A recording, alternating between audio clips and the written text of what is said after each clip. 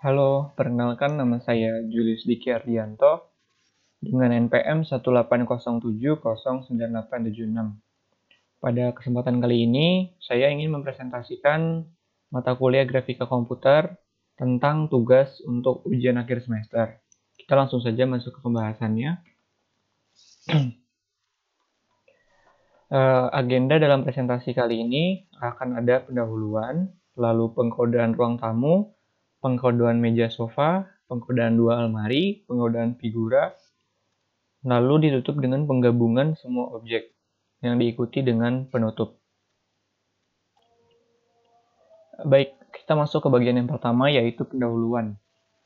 Nah, pada bagian pendahuluan ini saya akan menjelaskan tentang tugas yang akan saya kerjakan. Jadi, pada tugas kali ini di mata kuliah Grafkom, kita diminta untuk membuat objek 3 dimensi berupa ruang tamu yang berisi meja sofa, dua lemari, figura, dan penggabungan dari semua objek yang telah kita buat.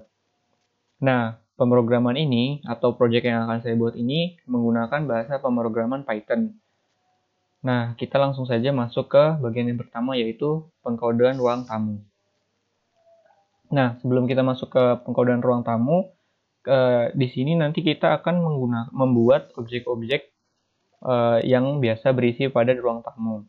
Nah, objek-objek tersebut tentu memiliki tekstur. Nah, oleh karena itu, agar dapat tercipta hasil yang seperti aslinya, kita perlu melakukan import tekstur. Nah, bisa dilihat di sini ada bagian code yang dapat membuat bagian tekstur tersebut. Kita bisa lihat pada contohnya tekstur wall atau tekstur tembok di sini. Nah, tekstur tembok di sini kita bisa lihat ada Pygame image load. Nah, di sini saya melakukan import gambar tembok. Nah, gambar tembok di sini nanti sebagai tekstur yang digunakan untuk objek tembok. Begitu juga seterusnya, seperti lantai, lalu ada atap, lalu ada meja, lalu ada kaki meja, lalu sofa, dan seterusnya. Kita lanjut ke bagian pengkodean ruang tamu. Nah, pada ruang tamu di sini, kita diminta untuk membuat ruang tamu yang terdiri dari 3 tembok yang berupa tembok kiri, tembok belakang, tembok kanan, lalu atap, dan juga lantai. Kita masuk ke bagian code untuk tembok. Di sini saya mencontohkan tembok bagian belakang. Nah, jika bisa dilihat di sini terdapat potongan code yang berisi koordinat-koordinat. Nah, koordinat di sini berupa koordinat X, lalu koordinat Y, dan koordinat Z. Nah, koordinat-koordinat di sini berfungsi sebagai penentuan objek yang kita buat. Jadi, di sini kita bisa lihat adanya perbedaan dari koordinat yang kita tentukan. Nah, perbedaan ini, misalnya saya contohkan 0 sampai 30 ini, itu nanti akan menjadi panjang dari objek yang kita bentuk. Nah, objek yang kita bentuk ini, itu tergantung dengan koordinat yang kita tentukan. Nah, jadi nanti untuk membuat objek-objek tersebut ini kita hanya perlu menentukan koordinat yang kita inginkan agar tercipta objek yang kita mau. Seperti di sini kita ingin membuat tembok, berarti nanti kita tentukan koordinat untuk membuat objek yang sesuai dengan gambar tembok, sehingga tercipta tembok. Lalu untuk membuat 3 tembok tersebut, yaitu tembok belakang, tembok kanan, dan kiri, nanti akan dibuat bagian seperti itu lagi diulang. Lalu di sini kita bisa lihat pada fungsi wall position ada bagian GL translate F. Nah, GL translate F di sini dimasukkan dengan fungsi untuk menempatkan posisi tembok-tembok tersebut sehingga terlihat seperti ruangan. Lalu pada bagian wall di sini kita ada memasukkan fungsi texture wall. Nah, texture wall ini itu yang kita tadi telah bicarakan di awal, di mana nanti tembok-tembok tersebut akan seperti ada tekstur dari tembok yang telah kita import gambarnya seperti awal tadi. Lalu selanjutnya ada flat. Nah, flat di sini saya gambarkan sebagai lantai. Lalu sama seperti tadi, itu kita akan memasukkan pada bagian code ini kita akan memasukkan koordinat yang berfungsi untuk menempatkan objek sehingga tercipta objek yang kita inginkan. Di sini saya hanya menggunakan satu bagian code untuk menciptakan lantai, tapi saya tidak menciptakan untuk membuat atap. Mengapa? Karena atap dan lantai ini bentuknya sama. Jadi yang hanya saya perlu lakukan adalah mengubah tekstur dan translate F-nya atau posisinya. Nah, kita bisa lihat di sini di bagian yang bawah, GL translate-nya dan teksturnya berbeda untuk atap dan untuk lantainya. Lalu selanjutnya kita masuk ke bagian pengkodean meja. Nah, di sini kita pertama-tama kita harus menentukan dulu meja seperti apa yang kita ingin buat. Nah, di sini saya akan membuat meja pada umumnya, yaitu meja dengan papan di atasnya dan 4 kaki meja.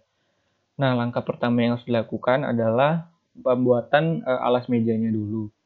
Di sini, sama seperti sebelumnya, kita perlu menentukan koordinat-koordinat dengan GL vertex 3F di sini, sehingga menciptakan objek seperti alas meja. Ini hanya potongan code-nya saja. Lalu, setelah tercipta objek seperti alas meja, kita perlu memasukkan tekstur seperti tadi tembok. Lalu setelah itu kita akan membuat kaki mejanya. Di sini saya implementasikan sebagai pilar. Nah, pembuatan objek di sini sama seperti sebelumnya. Kita hanya perlu menentukan koordinatnya sehingga tercipta objek dengan lebar dan ketebalan yang kita inginkan. Lalu, karena kaki meja tersebut ada 4, kita tidak perlu membuat 4 objek lagi, tetapi kita hanya perlu menduplikatnya. Nah, kita bisa lihat di bagian ini. Di sini saya tidak membuat objek baru, tetapi saya hanya menduplikatnya. Di sini saya panggil build pilar lagi, dan berpilar dan seterusnya pada 4 pilar. Dan untuk pembedanya, saya hanya memasukkan GL Translate F sebagai penempatannya. Jadi, kita hanya perlu menaruh penempatannya saja, sehingga akan terjadi perbedaan dan akan membentuk meja. Lalu selanjutnya akan ada pengkodean sofa. Nah, untuk pengkodean sofa di sini sama seperti sebelumnya, kita hanya perlu membuat objek dengan ketebalan, kelebaran, dan panjang yang kita inginkan sehingga membentuk objek yang kita inginkan. Nah, di sini bisa lihat pada gambar, ini adalah objek yang saya buat. Di sini bisa dilihat bahwa sofa yang di belakang itu sama. Jadi kita kembali seperti tadi, kita tidak perlu membuat objek lagi, tetapi kita hanya perlu menduplikatnya saja dan menaruh koordinatnya dengan GL Translate F yang berbeda sehingga objek tersebut tidak numpuk. Lalu selanjutnya ada pengkodean dua lemari. Nah, di sini kita diminta untuk membuat dua lemari dengan warna biru dan ungu di samping. Nah, di sini kita bisa lihat saya tidak melakukan pembuatan dua objek, tetapi hanya satu objek saja, yaitu drawer atau lemari. Lalu, jika sudah membuat lemari dengan ketebalan, panjang, dan tinggi yang diinginkan dengan koordinat X, Y, Z tadi, kita dapat memanggil di fungsi ini, yaitu lemari 1 dan lemari 2.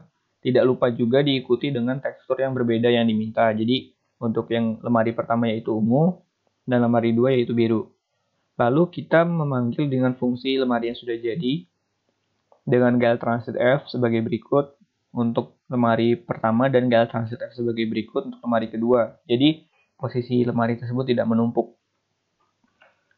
Nah, kita lanjut ke bagian yang terakhir yaitu pengkodean figura. Nah, di sini diminta untuk membuat figura dengan foto dan bingkai. Nah, untuk bingkai itu sebenarnya sama aja dengan untuk foto potretnya, hanya saja nanti foto potretnya ukurannya kita lebih kecilkan sehingga seolah-olah ini menjadi seperti frame.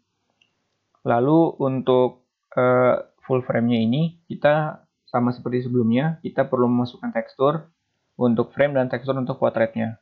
Lalu dengan GL Translate-nya masing-masing sehingga objek tersebut tidak mengalami penumpukan. Nah, lalu kita masuk ke bagian terakhir, yaitu penggabungan semua objek. Nah, untuk penggabungan semua objek ini, kita hanya perlu menggabungkan semua objek yang telah kita buat tadi di dalam satu file. Lalu pada bagian main, kita hanya perlu menggabungkan fungsi-fungsi render yang telah kita buat seperti ini. Di sini kita bisa lihat ada wall. Nah, dalam wall ini tadi kita sudah buat untuk wall belakang, wall kiri, dan wall kanan. Lalu untuk full flat ini sebagai lantai dan full top sebagai atap. Lalu yang terakhir ada mebel. Nah, mebel di sini kita akan sudah memanggil fungsi untuk sofa, meja, lemari, dan figura. Nah, untuk penerapan dalam Python-nya atau Jenny-nya kita bisa lihat. Nah, ini merupakan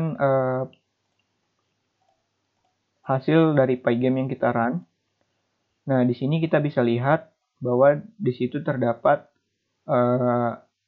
objek-objek yang telah kita buat.